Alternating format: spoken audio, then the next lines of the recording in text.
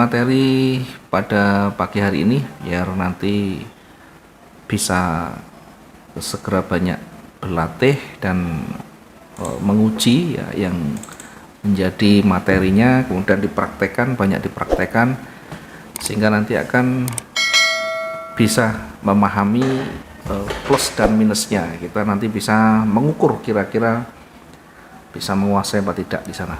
Baik, di kesempatan kali ini sebelum saya melanjutkan, saya akan mereview dulu berkaitan dengan materi yang kemarin sudah kita sampaikan, yakni terkait dengan money management dan risk management. Di dalam money management dan risk management ini satu paket ya, berkaitan dengan pengelolaan dana dan modal kita ya. Jadi yang kita kelola adalah modal kita kelola nanti yang akan kita belanjakan berapa, seberapa banyak kita belanjakan, seberapa banyak kita resikokan. Jadi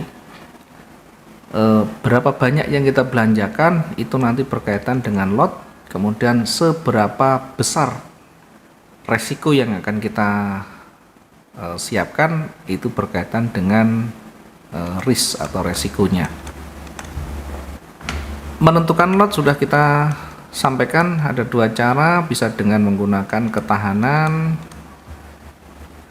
Yang kedua, kita bisa menggunakan prosentase atau rasio resiko yang kita pakai. Rasio resiko yang akan kita gunakan ya. Berkaitan dengan resiko, kita bisa memilih satu transaksi boleh menggunakan 2% sampai 5% ya. Tentu yang mungkin bisa kita coba dulu adalah yang paling wajar dulu, baru nanti seiring waktu, seiring kemampuan kita yang lebih baik, kita bisa naikkan.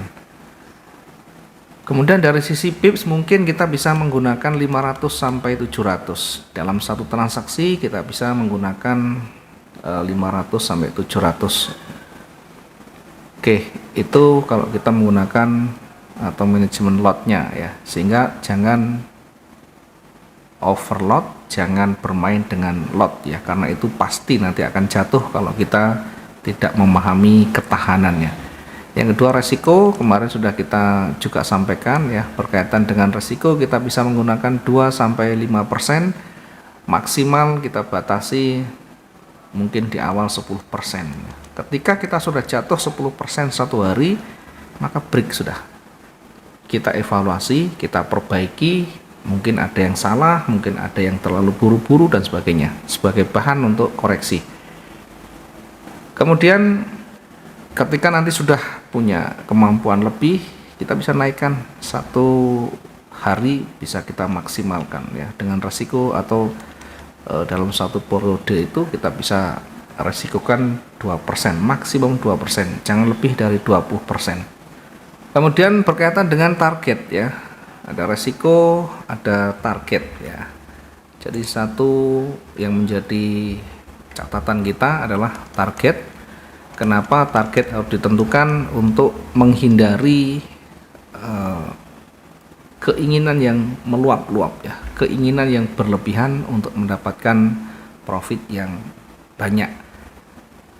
Ya, kita harus ukur target ini minimal harus realistis. Realistis ini sesuai dengan skill kita, kemampuan kita, juga berdasarkan modal yang kita punya. Berdasarkan modal, karena kalau kita modalnya besar tentu ketahanannya akan kuat. Skill kita makin baik, kita bisa berpotensi mendapatkan profit yang lebih besar.